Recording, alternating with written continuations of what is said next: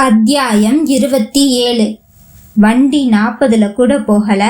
இவ்வளவு ஸ்லோவா போகிறதுக்கு தான் என்னைய ரெட்டக்கால் போட்டு உட்கார சொன்னீங்களா? ஆமா, இப்ப இவ்வளோ ஸ்லோவா மாப்பிள்ள ஊர்வலம் மாதிரி எங்க போயிட்டு இருக்கோம்? ஏண்டி, நீ உன் புருஷன் கூட தானடி போயிட்டு இருக்க? எதுக்கு இத்தனை கேள்வியா கேட்கிற? இப்பதான் தெரியுது பொண்டாட்டி பேசலனா எல்லா புருஷனும் ஏன் சந்தோஷப்படுறாங்கன்னு. நான் கேட்டதுக்கு பதில், ஆபீசர் மேடம், உங்க பையன்தான் பீச் போகலாம்னு கூப்பிட்டான், அதான் போய்கிட்டு இருக்கோம். என்ன வளர்றீங்க? கோயம்புத்தூர்ல எங்க இருந்து வந்தது பீச்சு? மிஸ்டர் மேடம், அதை நீங்க தான் உங்க மகன் கிட்டதா கேட்கணும். எங்கேயோ பீச்சு போல நீ கூட்டிட்டு போயிருக்கடி, அதான் இப்ப புள்ள கேக்குறான். அவன் எந்த ஸ்பாட் சொல்றான்னு உனக்கு தானே தெரியும். எப்பயும் அவனை கூட்டிட்டு நீ தானே போவ. அக்கிமா, எங்கடி தங்கம் போகணும்? பக்கத்தில் செல்லும் வண்டிகளின் ஹாரன் சத்தத்தில் அகிலனுக்கு கேட்காது என்று வசந்தின் தோலை பிடித்து சற்று எக்கிய வாக்கில் அகிலனிடம் கேட்டுக்கொண்டிருந்தாள் விசாகா. இங்கு நடுவில் உட்கார்ந்து இருக்கும் வசந்துக்கு வானில் பறக்கும் உணர்வு. திருமணம் முடிந்த முதல் தொடுகை கூட இந்த அளவிற்கு சிலிர்த்து அடங்கி இருக்க மாட்டான். நீண்ட நாள் கழித்து மனைவியின் தொடுகை, அருகாமை அவனின் உறங்கிக் கொண்டிருக்கும் உணர்வுகளை தட்டி எழுப்பச் செய்தன. குடுத்து வச்ச சட்டடி. என்னது? இல்ல, என் சட்டை குடுத்து வச்சதுன்னு சொன்னேன். ஏன்? பின்ன வெல்வெட் பால் உரசிக்கிட்டே வருது. என்ன பால் என்று விழிக்க அவன் எதை கூறுகிறான் என்பதை பிரேக் பிடித்து செய்கையில் செய்துவிட்டான் வசந்த். எதிர்பார்க்காத நேரம் அழுத்தி பிடிக்கப்பட்ட பிரேக்கால் தடுமாறியவள் தன் தனங்கள் வந்து அவன் முதுகோடு சென்று இடித்து நின்றது. எதை சொல்றேன்னு மேடம்க்கு இப்ப புரியுதா? கிசுகிசுப்பாக கண்ணடித்தான் இளங்காலையாக. புள்ள முன்னாடி உட்கார்ந்திருக்கான், என்ன விளையாட்டுது? வெட்கம் கூட வர மறுத்தது இயந்திரமாகத்தான் பேசினாள் விசாகா. இது என்னடி வம்பா போச்சு? சண்டைய கூட பிள்ளைங்க முன்னாடி 4 பேர் பார்க்க போடுறாங்க. ஒரு புருஷன் பொண்டாட்டி பாசமா அந்யோன்யமா இருக்காங்கன்னு காட்டுறதுல என்னடி தப்பு? அவனிடம் முறைப்பை மட்டுமே கொடுத்துவிட்டு மீண்டும் அகிலனிடம் கேட்பதற்காக அவனிடம் ஒன்றவும் முடியாமல் உறக்க பேசவும் முடியாமல் பரிதவித்து கொண்டிருந்தாள் பாவை. ஏண்டி தவிக்கிற? அவனுக்கு என்ன தெரிய போகுது? அவனுக்கு தேவை இப்ப கிளைமேட்டுக்கு சூப்பரா இருக்கு, அதுக்காக விளையாடுறதுக்கு ஒரு ஸ்பாட், அவ்வளவுதானே. நம்மளே ஏதாவது பார்க் கூட்டிட்டு போகலாம், அவனுக்கு நியூ எக்ஸ்பீரியன்ஸ் கிடைக்கும். பேசிக்கொண்டே வந்தவன் கோயம்புத்தூர் காந்திபுரத்தில் இருக்கும் குழந்தைகள் பூங்காவிற்குள் நுழைந்தான். ஐ, ஜாலி ஜாலி! துள்ளி குதிக்கும் மகனின் கையை இறுக்கி பிடித்து கொண்டான். இன்னொரு பக்கம் மனைவியின் கையோடு கை கோர்த்து நடந்தான் வசந்த். நீங்க இன்னும் சாப்பிடலையா? ஏன் உங்க கை ஜில்லுன்னு இருக்கு? நீங்க பசியா இருந்தா தானே உங்க கை இப்படி வேர்த்து போகும். வசந்தின் நடை ஒரு நிமிடம் நின்று மீண்டும் நடந்தான். இதழ் பிரிக்காமல் குறுநகை. குட்டிப்பா, அப்பா அம்மா கண்ணு முன்னாடியே தான் விளையாடணும், பார்த்து விளையாடுங்க, நாங்க இங்கே தான் உட்கார்ந்துருப்போம். அகிலன் ஊஞ்சல் நோக்கி ஓடினான். கீழே சற்று நகர்ந்து இருக்கும் புல்தரையில் அமர்ந்திருந்தார்கள் இருவரும். உனக்கு இன்னும் இதெல்லாம் ஞாபகம் இருக்கா விஷா? எது? அதான் நான் சாப்பாடு டயத்துக்கு சாப்பிடலன்னா என் கை ஜில்லுன்னு வேர்த்து போகும், அதெல்லாம். இதுல மறக்கிறதுக்கு என்ன இருக்கு? எனக்கு என்ன அம்னீஷியாவா? உனக்கு இல்லடி, எனக்கு தான் செலக்டிவ் அம்னீஷியா. இவ்வளோ நாள் இருந்தது, இப்பதான் ட்ரீட்மெண்ட் எடுத்து க்யூர் பண்ணிட்டு இருக்கேன். இப்ப எதுக்கு ரொம்ப ஃபீலிங்கா ஓவரா பேசிட்டு இருக்கீங்க? சும்மாதான். சாப்பிடல, இன்னும் பசிக்குது ரொம்ப. போய் சாப்பிட்டு வாங்க. 7 மணி வரைக்கும் தானே பார்க் இருக்கும். பையன் விளையாடட்டும். வீட்டுக்கு போற வழியில ஹோட்டல்ல டின்னர் முடிச்சலாம். வீட்டுக்கு போய் சமைக்கணும்னு ஸ்ட்ரெயின் பண்ண வேண்டாம். இன்னும் 2 ஹவர்ஸ் இருக்கு. நீங்க பக்கத்துல போய் ஏதாவது சும்மா டீ பிஸ்கட் அந்த மாதிரியாவது சாப்பிட்டுட்டு வாங்க. பசியோட எவ்வளவு நேரம் இருப்பீங்க? பசிக்குன்னு தான் சொன்னேன், ஆனா எனக்கு சாப்பாடு வேண்டாம். வேற? Need your lips visa, cannot control myself. What? நான் என்ன கேட்டேன்னு உன் காதுல விழுந்தது. நீ புரிஞ்சுக்கிட்டதும் சரிதான். நாம இருக்கிறது குழந்தைங்க பூங்கா. ஓ, அப்ப வீட்டுக்கு போனா கிடைக்கும்னு சொல்ற? நான் அகிலனை பார்க்க போறேன்.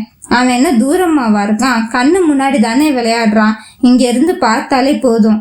விஷா, பதில் சொல்லு. வீட்டுக்கு தான் போக போறோம்ல.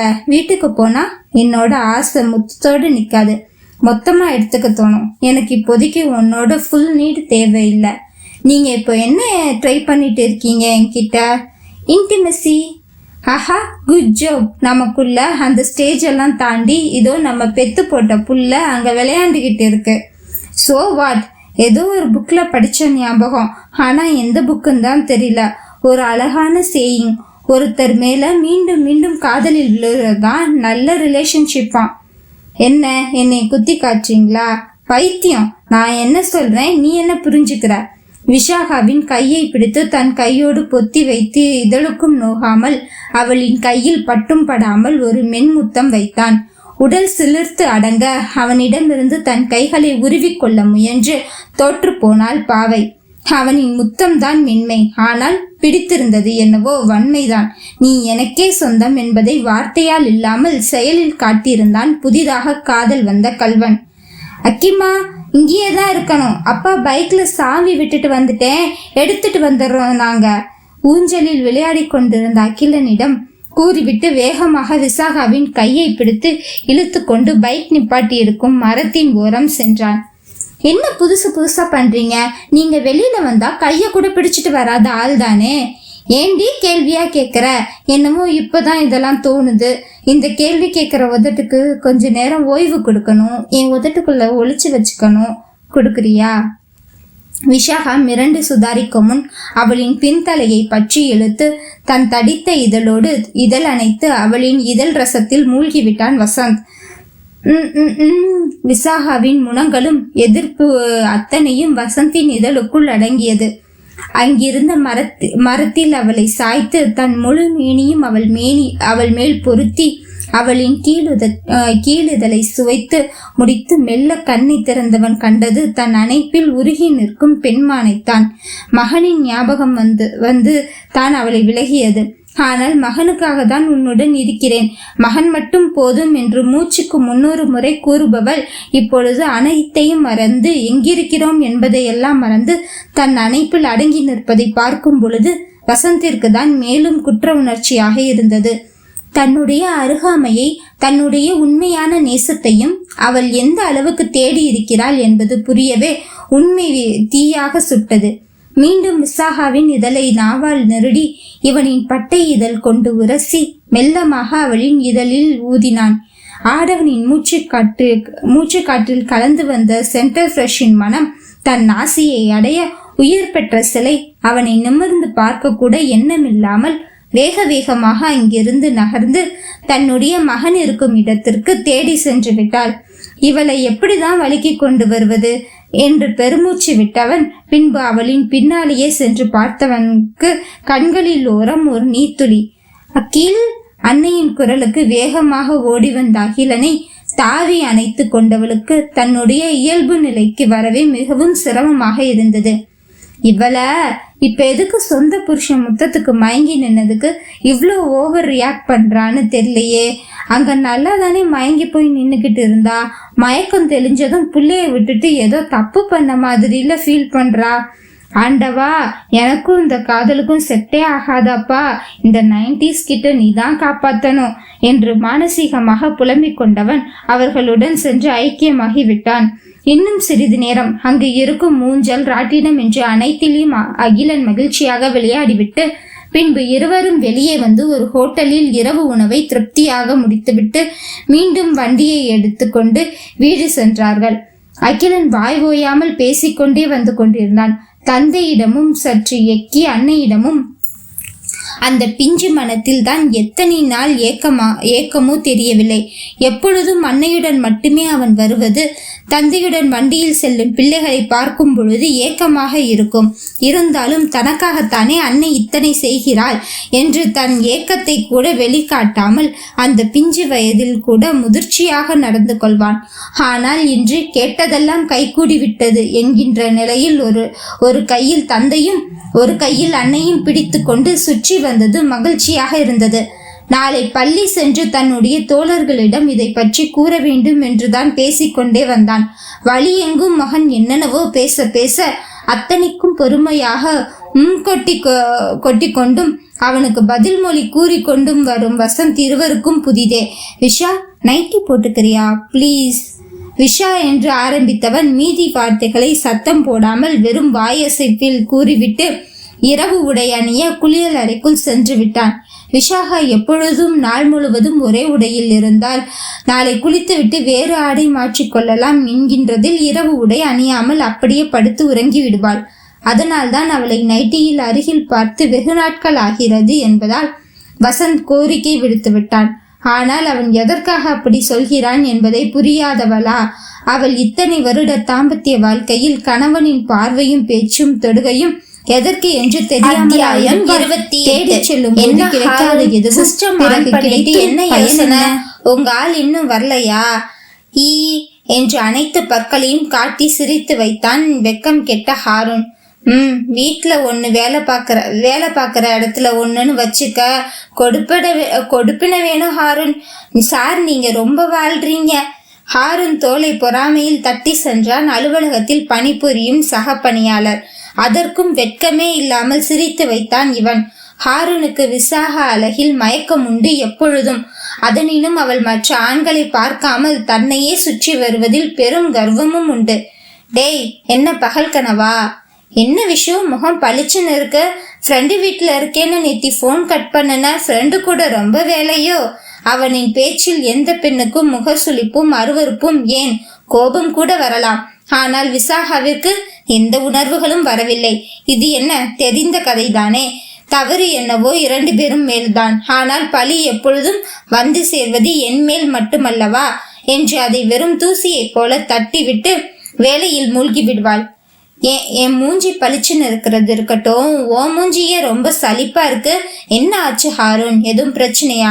எவ்வளவுதான் அவன் வார்த்தைகளில் காயப்படுத்தி பேசினாலும் ஏனோ காதல் கொண்ட மனது அவனை மட்டுமே இன்னும் நினைத்து கொண்டிருக்கிறது. அப்படியும் கூறலாம். முதல் காதல் முதல் நேசம் அல்லவா? எத்தனையோ கஷ்டங்கள் இருந்த பொழுது நடிப்புக்காக வந்து தாங்கினானோ இல்லை உண்மையில் வந்து தாங்கினானோ? ஆனால் அத்தனை துயரங்களிலும் கை கொடுத்தவன் அல்லவா? அதனால் அவன் முக சுருக்கம் தாங்காமல் வாய் விட்டு கேட்டுவிட்டாள் விஷாகா. பொண்டாட்டி டார்ச்சர்தான். சிரித்து கொண்டே கூறினான். கல்லூரி படிக்கும்போது எத்தனை நாள் பேசி இருப்பார்கள் இது போல. போடா, இப்போ உனக்கு நான் ஸ்வீட் டார்ச்சலா தான் தெரிவேன். ஆனா கல்யாணம் முடிச்சுட்டு வேலைக்கு போயிட்டு உன் ஃப்ரெண்ட்ஸ் கிட்ட என் பொண்டாட்டி டார்ச்சல் தாங்கலன்னு சொல்லுவப்பாரு. அன்று விசாகா பேசியது இன்று இவன் நினைவில் வந்து கசந்து போனது நினைவுகளும். ஆயிஷாவா? ஏன், அவளுக்கு என்ன ஆச்சு? கல்யாணம் ஆகி 2 இயர்ஸ் ஆகுது. இன்னும் பேபி இல்லைன்னு எல்லாரும் விசாரிக்கிறாங்க. ஹாஸ்பிட்டல் கூட்டிட்டு போ, செக்கப்க்கு வா, நீயும் செக்கப் பண்ணிக்கோன்னு ஏகப்பட்ட இம்சை. 2 இயர்ஸ் தானடா ஆகுது. குழந்தையெல்லாம் கடவுள் கொடுக்கறது. அவர் கொடுக்கும்போது கிடைக்கும். அது மட்டும் இல்லாம நீங்க நல்லா தானே இன்டர் கோர்ஸ்லாம் பண்றீங்க. அப்போ வரப்போ வரட்டும்டா. நாங்க சேர்ந்து இருந்து எத்தனை நாள் ஆகுதுன்னு எனக்கு நினைப்பே இல்லடி. அடனாயே, ஏண்டா? ஏன்னு கேட்டா என்ன பதில் சொல்றது விஷு? ஏன்னு உனக்கு தெரியாதா? எனக்கு உன் முகரை பார்த்தாதான் மூடு வருது, லவ் வருது, ஃபீலிங் வருது. எனக்கு அவளை பார்த்தா ஒரு கன்றாவையும் வரமாட்டேங்குது விஷு. அதுவரை இருவரும் தங்களுடைய கணினியில் வேலை செய்து கொண்டு பேசியிருந்தவர்கள் ஹாரூனின் இந்த கூற்றில் ஒரு நிமிடம் வேலையை நிறுத்திவிட்டு அவனின் முகத்தையே பார்த்து கொண்டிருந்தாள். ஏன், என் முகத்துல என்ன எழுதி விட்டு இருக்கு? என்னையே பார்த்துட்டு இருக்க? சிஸ்டம் பார்த்து வேலையை பாருடி. சும்மா லவ் லுக்கு விட்டுக்கிட்டு மெலிதாக புன்னகைத்தவள். இப்படி சொன்னா எப்படி பேபி? இதுதான் நம்ம லைஃப்னு முடிவாயிடுச்சு. அவளுக்கு குழந்தை கொடுக்காம இப்படி டிலே பண்ணுனா வீணா குடும்பத்துக்குள்ள பிரச்சனை வரும்டா. பின்ன உன்ன மாதிரி ஒரே மாசத்துல மாசமாக சொல்றியா? என் நினப்பு இருந்திருந்தா கல்யாணம் ஆகி ஒரே மாசத்துல எப்படி நீ மாசமாயிருப்ப? அதுவும் உரிச்சு வச்ச மாதிரி உன் புருஷனாட்டம் புள்ள பெத்து வச்சிருக்க. அவனையே நினைச்சிட்டு இருந்திருப்ப. இந்த பொண்ணுங்களை மாதிரி எல்லாம் என்னால மனசு மாத்திக்க முடியாதுப்பா. அதுக்கு நானாடா காரணம்? வெட்டி பேச்சு பேசாத நீ. ஏன் மூட விட்டுன்னு கேட்டா அதனாலதான் பதில் சொன்னேன், அவ்வளவுதான். ரெஸ்ட் ரூம் வரியா போகலாம்? கீபோர்டில் இருந்த விசாகாவின் வெண்டை விரலை அழுத்தி பிடித்தான். எதுக்கு? கோர்த்திருந்த அவன் விரல்களை பார்த்து கொண்டே கேட்டாள். உன்னை எதுக்கு கூப்பிடுவேன்னு தெரியாதா?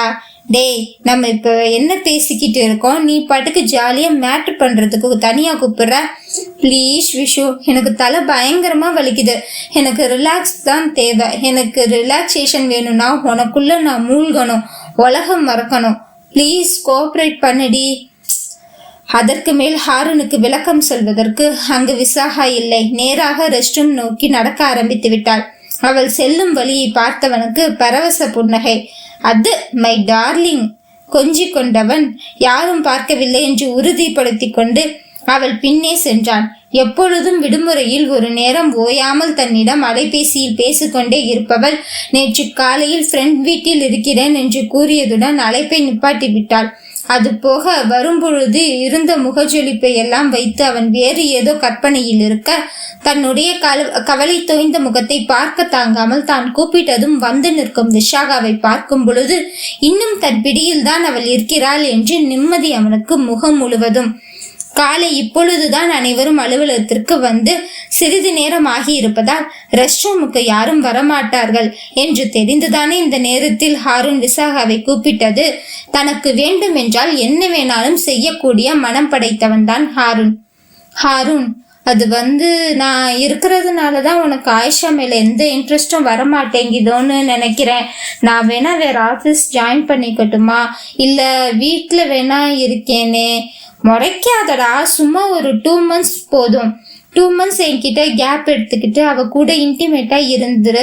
உங்களுக்கான லைஃப் ஸ்டார்ட் ஆனதுக்கு அப்புறம் உனக்கு மறுபடியும் என்கிட்ட பேசணும்னு தோணுச்சுன்னா பேசு, இல்லைன்னா உன் லைஃப பாரு. நான் கொஞ்சம் என்ன சொல்ல வரேன்னு புரிஞ்சுக்கோ ஹாரூன். டேய் வலிக்குதுடா, மெதுவா. அத்தனையும் பச்சையாக அந்தரங்க தேண்டாள். இவளின் பேச்சுக்கு பரிசாக உள்காயம் வேறு காந்தியது. அவனின் பல்பட்ட இடங்களும் விரல் உராய்ந்த குகையும் அத்தனையும் தாண்டி கண்ணாலே பார்த்து சுகம் கொடுப்பதில் அவன் கில்லாடி. வலிக்குதா நாயே, அனுபவி. எனக்கும் வலிக்குது. மனசு முழுக்க நீ தாண்டி இருக்க. விட்டு படம் பார்த்தா கூட எந்திரிக்க மாட்டேங்குது. ஆனா நீ பக்கத்துல வந்து போனா கூட ஆட்டம் பொழுது. இதுக்கு நீதான் வேணுமா? பேசின வாய்க்கு தண்டனை இருந்தா வாங்கிக்கோ. My darling, amazing, love you டி அழகி. உருமலும் அவனின் உயிர் நீர் அவளின் மேல் அபிஷேகமாக தெளித்தது. வாயை துடைத்து கொண்டே எழுந்தவள் தண்ணீரில் தன்னை சுத்தப்படுத்தி கொண்டாள். எப்பொழுதும் ஹாரூனுக்கு இது போல் இருக்கும் பொழுது மகனின் நினைவுதான் அவ்வப்போது வந்து செல்லும். மகனுக்கு தான் ஒரு நல்ல அன்னையாக இல்லாமல் போய்கொண்டிருக்கிறோமோ என்கின்ற குற்ற உணர்ச்சி உடம்பெல்லாம் குறுகுறுப்பு தரும். அதையும் தாண்டி ஹாரூனின் சந்தோஷம் மட்டுமே தனக்கு முக்கியம் என்றுதான் அவள் எப்பொழுதும் தன்னை அவனிடம் ஒப்படைத்து விட்டு நிற்பாள். ஆனால் இன்று ஏதோ புதிதாக அவ்வப்போது வசந்தின் முகம் வந்து வந்து சென்றது. தன் தேவை தீர்ந்து வந்த வேலை முடிந்தது என்று உடையை நேர்படுத்தி கொண்டு ஹாரூன் அவனின் இடத்திற்கு சென்று விட்டான்.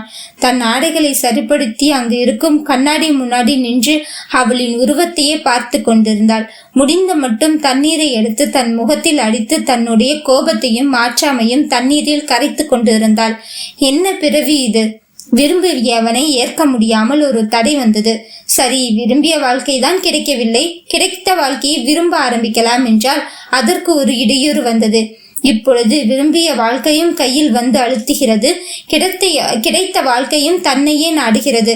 இதற்கிடைப்பட்ட நான் தவிக்கும் பாடுதான் என்ன? வாழ விருப்பம் இல்லாமல் செத்துவிடலாம் என்று நினைத்தாலும் எனக்காக பிறந்த என் மகனுக்காகவாது நான் வாழ வேண்டிய கட்டாயத்தில் இருக்கிறேன். நான் செய்த தவறுதான் என்ன?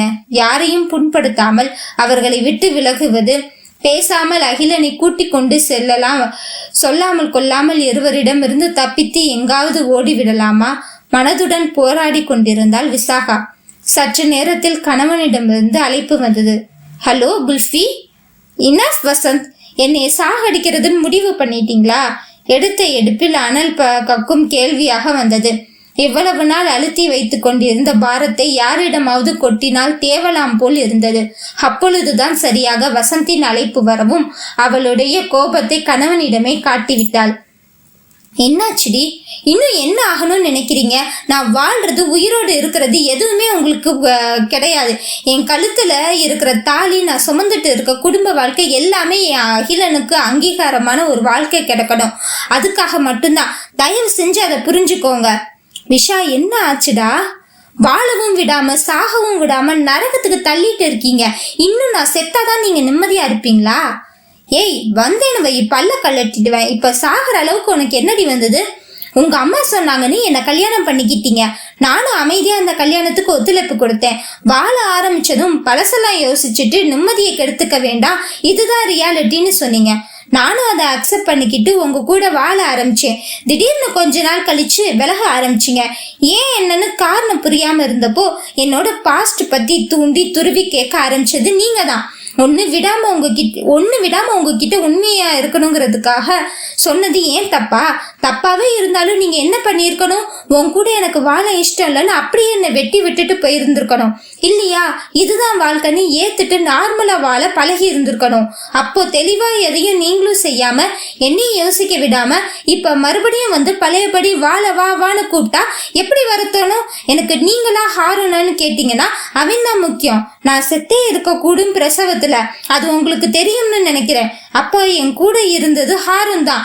அவனை என்னைய நீங்க வேண்டான்னு போன்னு சொல்ற வரைக்கும் நான் அவன் கூட தான் இருப்பேன். இனி என்னையும் என் பிள்ளையும் வாழ விடுங்க. நீங்களா அவனான்னு நான் ஒவ்வொரு நிமிஷமும் யோசிச்சு மண்டை வெடிக்குது. என்னால அவனை விட்டுட்டு இருக்க முடியாது. அதே நேரத்துல உங்க 2 பேரு கூட என்னால வாழவும் முடியாது. ஏதோ வேகத்தில் மனதில் உள்ளதை எல்லாம் பேசியவள் அவனின் பதிலை கூட எதிர்பார்க்காமல் போனை அணைத்து ஸ்விட்ச் ஆஃப் செய்து பைக்குள் போட்டுவிட்டு அந்த இடத்திலேயே அமர்ந்து கதறி அழத் தொடங்கினாள். அத்தியாயம் 29. மாலை அலுவலகத்தில் இருந்து கிளம்பியவள் மகனின் பள்ளிக்கு சென்று அவனையும் அழைத்து கொண்டு வீட்டிற்கு செல்லும் போது வீடு திறந்திருந்தது. வசந்த் வந்து சோபாவில் அமர்ந்திருந்தான். அப்பா! இன்ப அதிர்ச்சியாக இருந்தது அகிலனுக்கு. எப்பொழுதும் இரவுதான் தூங்கிய பிறகு வரும் அப்பா இன்று தான் மாலை வீட்டிற்கு வரும் பொழுதே இருக்கிறாரே என்ற சந்தோஷத்தில் ஓடி சென்று தாவி அணைத்து கொண்டான். குட்டிப்பா, how was the day? Super daddy. அதை விட ஸ்வீட் அண்ட் ஷாக்கிங் சர்ப்ரைஸ் உங்களோட பிரசன்ஸ் தான். ஓ அப்படியா? அப்போ டெய்லி உனக்கு இந்த சர்ப்ரைஸ் கிடைக்கும்னா என் செல்லத்துக்காக இந்த டாடி எவ்வளோ பிடிக்கும்னு சொல்லணும். வா நலவு பிடிக்கும். இல்லை இல்லை இல்லை எர்த்து, ஐயோ அதுவும் இல்லை, இந்த வேர்ல்டு அளவு பிடிக்கும். ஸோ ஸ்வீட் குட்டிப்பா. அப்பாவை உனக்கு அவ்வளோ பிடிக்குமா? ஆமாம் ஆமாம், அம்மா உங்களை பற்றி நிறைய சொல்லியிருக்காங்க. அப்படியா? என்னான்னு? நீங்கள் ரொம்ப ரொம்ப குட் பாயா. உங்களை மாதிரி எனக்கு நிறைய குட் ஹேபிட் இருக்கணுமா? நீங்கள் ப்ரஷ் பண்ணாமல் காலையில் எதுவுமே சாப்பிட மாட்டீங்களா? நானும் ப்ரஷ் பண்ணிட்டு தண்ணி குடிச்சிட்டு தான் சாப்பிடணுமா? நீங்கள் யாரையும் ஹர்ட் பண்ணுற மாதிரி பேச மாட்டீங்களா? நானும் அந்த மாதிரி தான் நடந்துக்கணுமா? நீங்கள் ரொம்ப ரொம்ப க்ளீனாக நீட்டாக இருப்பீங்களா? ட்ரெஸ்ஸில் அழுக்கே பட மாட்டீங்களா? நானும் அந்த மாதிரி தான் இருக்கணுமா? அதை விட முக்கியம், நீங்கள் ரொம்ப ரொம்ப நல்லா படிப்பீங்களா? கிளாஸில் ஃபர்ஸ்ட் மார்க் தான் வாங்குவீங்களா? நானும் நல்லா படிக்கணுமா? அப்புறம் நீங்கள் அப்பாயை ரொம்ப நல்லா பார்த்துக்குவீங்களா? உங்களை மாதிரி ஒரு சன் உலகத்திலேயே இல்லைன்னு தான் அப்பாயி சொல்லுவாங்களாம். அந்த மாதிரி நானும் குட் பாயா அம்மாவை பார்த்துக்கணுமா?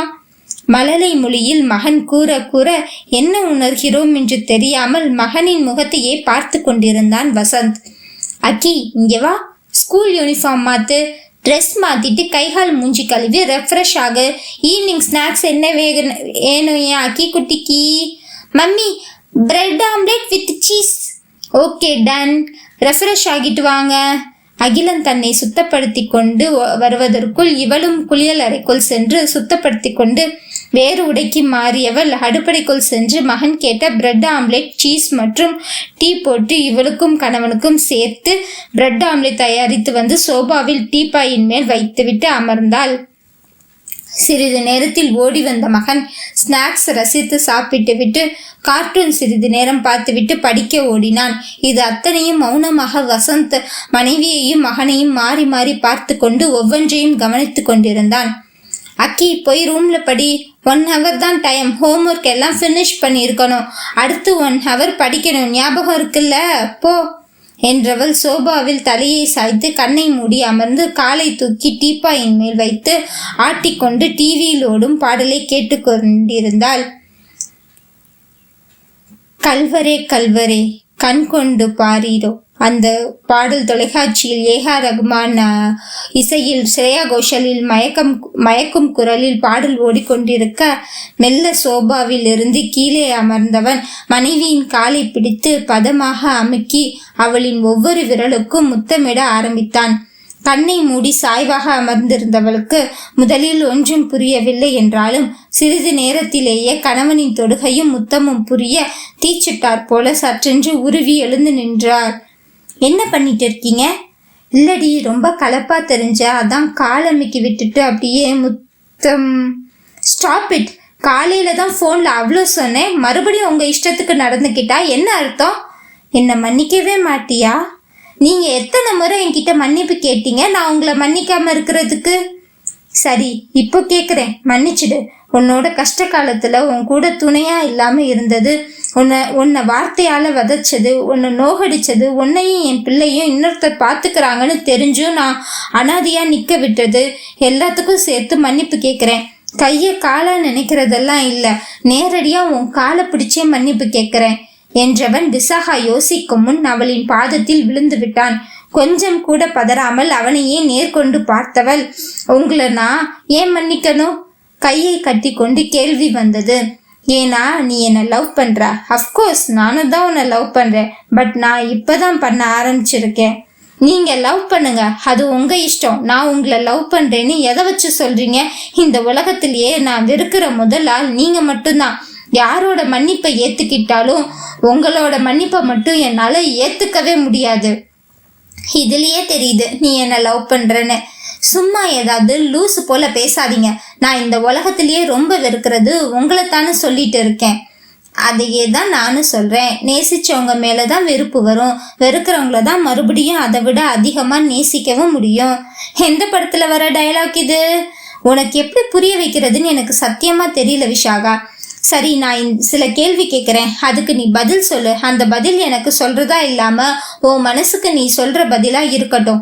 அப்ப தெரியும் நான் கேள்வி கேட்டதுக்கான அர்த்தம். முதல்ல உட்காரு. யோசனையாக வசந்தின் முகத்தையே பார்த்து கொண்டிருந்தவள் அகிலன் படிக்கும் அறையை நோக்கினாள். அவன் தீவிரமாக எழுதி கொண்டிருப்பது தெரியவே இவளும் கணவனின் பேச்சுக்கு கட்டுண்டது போல சோபாவில் அமர்ந்தாள். சரி, நான் செஞ்சதுதான் தப்பு. நீ என்ன நினைக்கிற அதை சொல்லு.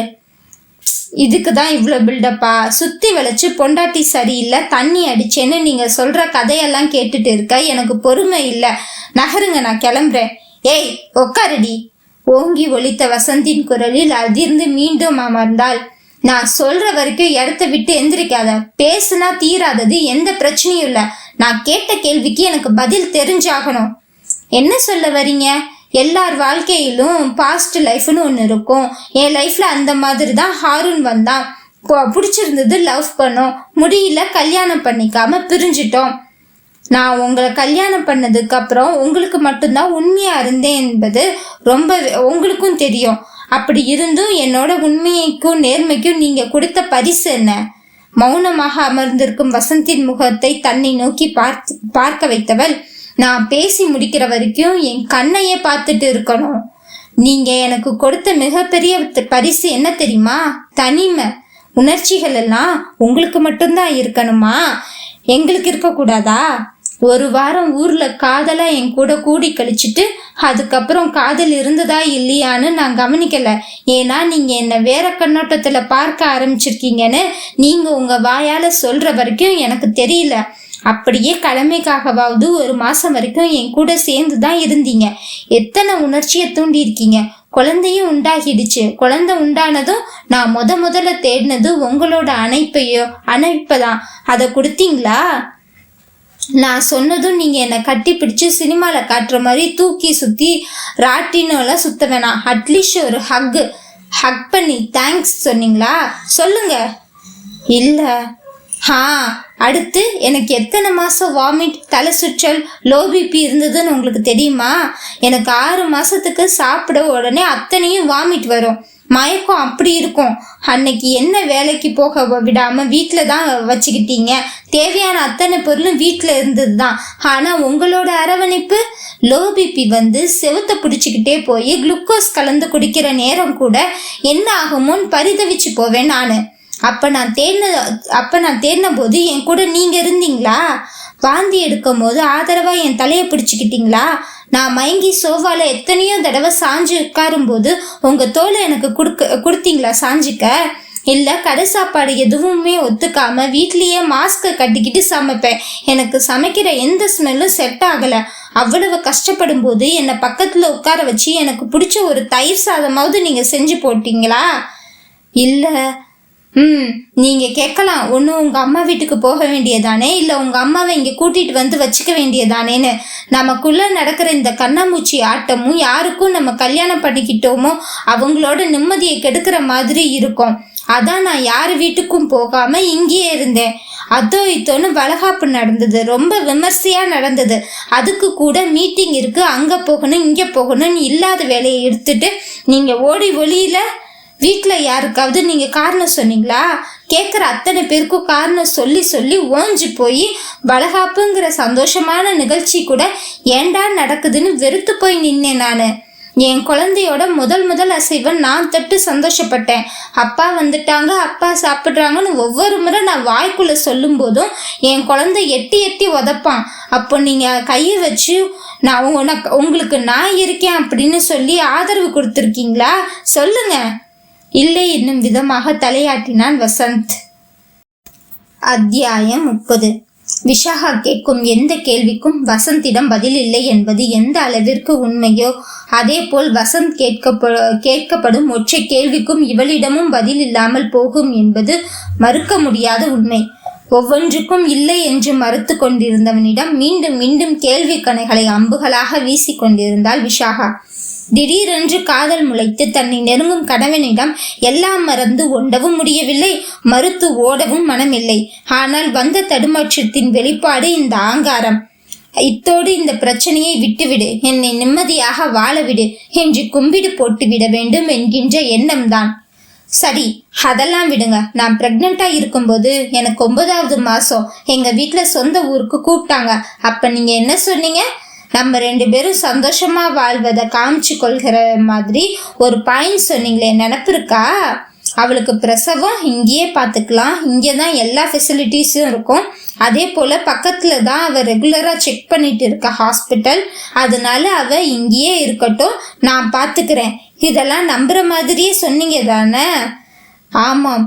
விஷாகாவின் முகத்தை பார்க்க துணிவில்லாமல் தரையை பார்த்து கொண்டே அவளின் கேள்விகளுக்கு இல்லை மற்றும் ஆமாம் என்று தலையை மட்டும் ஆட்டிக்கொண்டிருந்தான் வசந்த். ஓகே, அப்ப நீங்க என்ன பண்ணி இருக்கணும்? எனக்கு 9வது மாசம் இந்த தேதியில தான் குழந்தை பிறக்கணும் எல்லாரும் முன்னாடியும் தானே சொன்னேன். அட்லீஸ்ட் ஒரு 2 நாள் முன்னாடியாவது நீங்க என்ன டேக் கேர் பண்ணிட்டு, சரி விடுங்க, உங்களுக்கு தான் நான் பண்ணது தப்புன்னு தோணுச்சு, என்னை கவனிச்சுக்கல, ரைட்டு. அட்லீஸ்ட் நான் ஃபோன் பண்ணுறேன், ஒரு தடவை பண்ணால் ஏதோ ஒரு விஷயத்துக்காக பண்ணுறேன். கண்டினியூஸாக 50 தடவை பண்ணியிருக்கேன். அத்தனை தடவை என் ஃபோனை நீங்கள் எடுக்கவே இல்லை, ரெஸ்பான்ஸ் பண்ணவே இல்லை. அப்போ நான் என்ன நிலைமையில இருந்திருப்பேன்னு யோசிச்சிங்களா? பொள்ளாச்சியிலிருந்து கோயம்புத்தூர் வர்றது கஷ்டம்னு இல்லை, ஆனால் அவங்க வரதுக்குள்ள என்னோட நிலைமை, என் கருவோட நிலைமை. நான் இப்போ வரைக்கும் நீங்கள் அப்போ ஏன் என் ஃபோனு ரெஸ்பான்ஸ் பண்ணலைன்னு கேட்டதில்ல. இப்போ கேட்குறேன், பதில் சொல்லுங்க. 50 தடவை வரைக்கும் நான் ஃபோன் பண்ணுற வரைக்கும் பாதி கால் கட் பண்ணீங்க, சில கால் ஃபுல் ரிங் போய் அதுவும் கட் ஆச்சு. ஏன்? அது குடி போத, எந்திரிக்க நினைவு, சுயநினைவு வரல விஷா. சூப்பர், இந்த பதில் தான் நான் எதிர்பார்த்தேன். அதையே சொல்லிட்டீங்க, ரைட்டு. அப்போ நீங்கள் குடிச்சிருந்தீங்க. வெயிட், நீங்கள் குடிக்கிறதுக்கு என்ன காரணம்? பொண்டாட்டி சரியில்லை, பொண்டாட்டி ஊர் மேய்றா, ஸோ நீங்கள் குடிச்சிருக்கீங்க, ரைட். நான் சரியில்லை, என் வயிற்றுல இருக்க கரு உங்கள் சம்மதம் இல்லாமல் வரலையே. இந்த கருவுக்கு நீங்கள் தான் அப்பாங்கிறது உங்களுக்கு நம்பிக்கை இருக்குதானே? அட்லீஸ்ட் என்ன காப்பாற்ற வர வேண்டாம், உங்கள் கருவை காப்பாற்றிக்கணுங்கிற நினைப்பு உங்களுக்கு இருந்ததா? இல்லையே. யாருக்கு ஃபோன் பண்ணுறதுன்னு தெரியாமல் நீங்கள் சொல்கிற என்னோட எக்ஸ் லவர் இருக்கானே, அவனுக்கு தான் ஃபோன் பண்ணேன். அடித்து பிடிச்சி 5 நிமிஷத்தில் வந்து நின்னான். என்னை கூட்டிகிட்டு போய் ஹாஸ்பிட்டலில் சேர்த்து அவன் சொந்த செலவில் தான் பிரசவம் பார்த்தான். நான் என் பையனோட இப்போ இருக்கிறதுக்கு பெரிய காரணம் நீங்கள் சொல்கிற என்னோட அந்த சோ கால்டு எக்ஸ் தான். அவ்வளவு நேரம் குற்ற உணர்ச்சியில் தலை கவிழ்ந்திருந்தவன் ஹாரூன் பற்றி பேசவும் கோப பார்வையுடன் நிமிர்ந்து அவளை முறைத்தான். இப்ப கூட அவன் பேரை சொல்லவும் அவனை பத்தி பேசினாலும் உங்களுக்கு அவ்வளவு கோபம் வருதுல்ல? சரி, ஓகே, அன்னைக்கு தான் நீங்க குடிச்சிருந்தீங்க, அடுத்த நாள் காலையில வீட்டுக்கு வந்திருப்பீங்கல்ல. 1.5 மாச கர்ப்பிணி, வீட்டுல காணோம், வீடு பூட்டி இருக்குது, நீங்க உங்க சாவியை வச்சுதான் திறந்து வந்தீங்க, ஏன் என்னன்னு எனக்கு ஃபோன் பண்ணீங்களா? அந்த போதை தெளிஞ்சதுக்கு அப்புறம் நான் 50 கால் பண்ணியிருக்கிறது உங்க மொபைல்ல பாத்திருப்பீங்கல்ல. என்ன ஆச்சுன்னு கேட்டிங்களா? எனக்கு என் உங்கள் ரிலேட்டிவ்ஸ் உங்களுக்கு ஆண் குழந்தை பிறந்திருக்கு, இந்த ஹாஸ்பிட்டலில் இருக்காங்கன்னு சொன்னதுக்கு அப்புறம் தானே நீங்கள் வரீங்க. என்னோட அம்மா வர வரைக்கும் என் பக்கத்துலேயே இருந்து பார்த்துக்கிட்டது ஹாரூன் தான். விஷா, என்ன என்ன என்ன சலிப்புன்னு கேட்குறேன். சரி, அதுக்கப்புறம் பொள்ளாச்சிக்கு எங்கள் அம்மா என்னை கூட்டிகிட்டு போய் எப்பவும் போல் 3 மாதம் கழிச்சு மறுபடியும் வீட்டுக்கு கூட்டிகிட்டு வந்தாங்க. அதுவும் எதனால? நமக்குள்ள பெருசா பிரச்சனை வெடிச்சு நான் உங்களை கம்ப்ளைண்ட் பண்ணேன். நைட் எனக்கு வலி வந்துடுச்சு, யாரும் இல்லை, என் ஃப்ரெண்டு தான் என்னை கொண்டு வந்து சேர்த்தாங்க. அவருக்கு ஃபோன் பண்ணேன், அவர் ஃபோன் எடுக்கலன்னு என்னோட மனத்தாங்கல் தாங்காம எங்க அம்மா கிட்ட நான் அழுதேன். அப்போ என்ன சொல்லியிருக்கீங்க அவங்க கிட்ட? நீங்க உங்க பொண்ணை என்னை விட்டுட்டு இன்னொருத்தன் கூட பழகிட்டு இருக்கான்னு சொல்லியிருக்கீங்க. வெக்கமா இல்லை உங்களுக்கு? சொல்றா. அப்போ எனக்கும் ஹாரூனுக்கும் பழக்கம் இருந்ததா? ஜஸ்ட் ஒரு ஃப்ரெண்டா கூட அவன் கிட்ட பேச தயங்கி தானே பேசிட்டு இருந்தேன் நானு. அவ்வளவு நேரம் வாய் வார்த்தையில் பேசிக் கொண்டிருந்தவள் தன் குடும்பத்தின் முன்னிலையில் தன்னை அவமானப்படுத்தி அசிங்கப்படுத்திய கணவனின் சட்டையை கொத்தாக பிடித்தாள். எங்க அம்மாவால இந்த விஷயத்தை தாங்க முடியுமாடா? கல்யாணத்துக்கு முன்னாடி 1000 லவ் பண்ணியிருக்கலாம், கல்யாணத்துக்கு அப்புறம் கட்டினவன் தான் வாழ்க்கைன்னு வாழ்ற எங்க குடும்பத்துக்கு மத்தியில இப்படி நான் மட்டும் அசிங்கப்பட்டு அவமானப்பட்டு நிக்கிறது யாரால? உன்னால தானே. எல்லாரும் நீ சொன்னது தானே நம்புவாங்க. ஏன்னா நீ எப்படின்னு நான் அவங்க கிட்டதான் சொல்லி வச்சிருக்கேனே வேற விதமா. கடைசியில அது எனக்கே ஆபத்தால முடிஞ்சிருச்சு. இதோ இப்ப வரைக்கும் எங்க அம்மா கிட்ட என்ன எதுன்னு அளவா பேசுறது காரணம் யாரு? அந்த நேரம் என்னை எதுன்னு விசாரிக்காம கண்மூடித்தனமா உனக்காக தான் சப்போர்ட் பண்ணாங்க. அதனாலதான் எல்லாரையும் விலகி வச்சுட்டு நானும் என் மகன் மட்டும்தான் வாழ்ந்துட்டு இருக்கோம். அப்ப நான் எவ்வளவு அசிங்கப்பட்டு இருப்பேன். என் மாமா பசங்க, என் மாமா, என் அம்மானு எல்லாரும் முன்னாடியும் கல்யாணத்துக்கு அப்புறம் இன்னொரு பையனோட தொடர்பு வச்சிருக்கிற பொண்ணுன்னு இப்ப வரைக்கும் கூனி குறுகி போறேன்டா. உன் பக்கத்துல இயல்பா வந்து எப்படி நிக்க சொல்ற? உன்ன மாதிரி சட்டை போல உணர்ச்சியும் ஈஸியா மாத்திட்டு போக முடியல. என்னைய ஊர் முழுக்க அசிங்கப்படுத்திட்டு மறுபடியும் எந்த நம்பிக்கையில உன் கூட படுத்து அடுத்த புள்ளிய பேக்க சொல்ற? இதெல்லாம் கூட மன்னிச்சிடுவேண்டா. சண்டையில நீ ஏண்டா குடிக்கிறேன்னு கேட்ட ஒரே காரணத்துக்காக என் பெண்மைய, என் தூய்மைய எல்லாத்தையும் அசிங்கப்படுத்தின. அதையெல்லாம் தாண்டி இவன் யாருக்கு பெத்த புள்ளையோன்னு அகிலனை பார்த்து ஒரு வார்த்தை சொன்ன பாரு. அவனுக்கு விவரம் தெரியலடா, அதனால உன்னை அமைதியா விட்டுட்டேன். இப்ப நீ அந்த வார்த்தைய சொல்லிட்டு இந்த இடத்த தாண்டி போயிடுவியாடா? என் மகன், என் ரத்தம் அவன். இப்ப என்னமோ வந்து அவன் கண்ணை பாரு என்ன மாதிரி இருக்கு, அவன் மூக்க பாரு என்ன மாதிரி இருக்குன்னு கொஞ்சிட்டு இருக்க. இதே வாய் தானடா அவன் பிறந்த 2 வயசு குழந்தையா என் மடியில இருக்கும்போது பிரச்சனையில என்ன வார்த்தை சொன்ன அவனை பார்த்து? யாருக்கு பெத்தன்னு தானே கேட்ட? சரிடா, உனக்கு வேற என்ன தெரிஞ்சுக்கணும்? நானும் ஹாரூனும் எப்படி பழகிறோன்னு தானே? ஆமாண்டா, நாங்க தப்பா தான் இருக்கோம், தப்பு தான் பண்றோம். இதோ இன்னைக்கு காலையில கூட ஆபீஸ்ல வச்சு தப்பு தான் பண்ணோம். அதனாலதான் வந்துட்டு நான் ட்ரெஸ் சேஞ்ச் மட்டும் பண்ணாம குளிச்சுட்டு ட்ரெஸ் சேஞ்ச் பண்ணேன். உன்னால என்ன பண்ண முடியும்? இல்ல என்ன பண்ணலான்னு இருக்க? நீ சரியில்லை அப்படின்னா எனக்கு தேவையானதை நான் தேடிதான் போய்கிட்டே இருப்பேன். ஏய் என்று கர்ஜித்தவன் விஷாவின் கழுத்தை பிடித்து மேலே தூக்கி விட்டான். கண்மொழி எல்லாம் பிதுங்கி கண் சொருக மயக்க நிலைக்கு செல்ல வந்தவளை சட்டென்று கையை விடுத்து சோபாவில் தூக்கி எறிந்து விட்டான். என்னடி, ஏதோ தப்பு பண்ணிட்டேன்னு விட்டா ஓவரா பேசிக்கிட்டே போற? எந்த வீட்டுல அடி நடக்கும் இந்த கரும்போ? ஆம்பளை குடிச்சான், என்னை ஒருத்தனோட சந்தேகப்படுத்தி பேசினா, அதனால நான் அவன் சந்தேகப்படுத்தினது உண்மைங்கிற மாதிரி அவன் கூடயே போயிட்டேங்கிற பதில் எந்த பொம்பளடி சொல்லுவா? அப்படி வாங்க சார் வலிக்கு. சோ ஆம்பளை நீங்க, பொண்டாட்டி சொல்லுன்னு பேசுறா அதனால தண்ணி அடிச்சேன், பொண்டாட்டி தூக்கி எறிஞ்சு பேசுனா அதனால தண்ணி அடிக்கிறேன், பொண்டாட்டி இன்னொருத்தன் கூட பேசுற மாதிரி இருந்தது அதான் தண்ணி அடிச்சுட்டேன், பொண்டாட்டி இன்னொரு பையன் கூட போயிட்டா அதனால தண்ணி அடிச்சுட்டேன், பொண்டாட்டி காசு கேட்டு தொந்தரவு பண்றா அதனால தண்ணி அடிச்சிட்டேன் அப்படின்னு நீங்க தண்ணி அடிக்க சந்தோஷமா இருக்கிறதுக்கு பொண்டாட்டிய மட்டும் காரணம் சொல்லிட்டு இருக்கும் போது உங்களோட கையாளாகாத குணத்தை பிடிக்காம நாங்க இன்னொருத்தனை தேடி போறோம்னு காரணம் சொன்னா ஏன் இடிச்சுக்கிட்டு சாகுறீங்கன்னு கேக்குறேன். சரிடி, நீ சொல்ற எல்லாமே ஒத்துக்கிறேன், என் மேல தப்புங்கிறத நான் ஒத்துக்கிறேன். சரியா, நான் ஒரே ஒரு விஷயம் மட்டும்தான் கேட்கிறேன். என்னோட மன்னிப்பை ஏத்துக்க முடியாத உனக்கு ஒரு காலத்துல ஹாரூன் தான் காதல், ஹாரூன் தான் வாழ்க்கை, அவன் தான் எல்லாமே நீ இருந்த. அவன் உன்னை விட்டுட்டு போக காரணம் உனக்கு தெரியும் தானே. அவன் செஞ்ச தப்ப மன்னிச்சு இப்போ உன்னால ஏத்துக்க முடிஞ்சதுன்னா என்னோட தப்ப எந்த விதத்துல உன்னால மன்னிச்சு ஏத்துக்க முடியல? அதுக்கு பதில் நீயே சொல்லுடி. பதில் சொல்ல முடியாமல் தலை கவிழவும் மனமில்லாமல் முகத்தை திருப்பிக் கொண்டாள் விஷாகா. ஏனென்றால் அத்தனை தப்புகள் செய்தாலும் வசந்தின் இந்த கேள்வி நியாயமானது என்பது அவளின் மனசாட்சி எடுத்துரைக்கவே என்ன பதில் சொல்வாள்? ஒரு எமோஷ்னலை கத்தி பேசிட்டேன் மக்களே. நீங்கள் ஹெட்செட்டில் கேட்குறதா கேளுங்க, இல்லை வால்யூமை கம்மியாக வச்சு வேணாலும் கேளுங்க. யாரோ சண்டை போடுறாங்கன்னு நினச்சி பக்கத்துலலாம் நினச்சிக்க போகிறாங்க. அத்தியாயம் 31. பதில் பேசுடி. விஷாகாவின் இரு தோள்களையும் பிடித்து உலுக்கினான் வசந்த். ஆற்றாமையும் மனவேதனையும் அவனுக்கு தாங்கவே முடியவில்லை. தான் செய்தது ஒரு கணவனாக குற்றம்தான், ஏன் தண்டிக்கப்பட வேண்டிய விஷயமும் கூடதான். ஆனால் மறுவாய்ப்பு மறுமன்னிப்பு அளிக்க மறுப்பவரை என்ன கூறுவது என்று புரியவில்லை. அவன் அதிகாரமாக கேட்டிருந்தால் கூட பரவாயில்லை, மடியேந்தி பிச்சைதான் கேட்கிறான். எனக்கு மன்னிப்பை யாசகமாக கொடு, இழந்த வாழ்க்கையை வாழ மறுவாய்ப்பு கொடு என்றுதான் கேட்கிறான். அதில் மன்னிப்பது ஒன்றும் தவறில்லை என்றாலும் அந்த இடத்தில் அத்தனை இடர்களையும் தாங்கிய அவளுக்கு மட்டுமே அவள் பட்ட துயரங்களின் நிலை புரியும். என்ன இவ்வளவு கேள்வி கேட்ட அதுக்கு நான் ஆமா இல்லைன்னு பதில் சொன்னேன்ல, நீ எந்த பதிலாவது சொல்றியாடி? ஹாரூனுக்கும் உனக்கும் ஏன் பிரேக்கப் ஆச்சு ஞாபகம் இருக்குல்ல? அவன் முஸ்லிம், நீ ஹிந்து. உன் வீட்டுல பேசி ஒரு மாசம் டைம் உன்னால வாங்க முடிஞ்சதுல.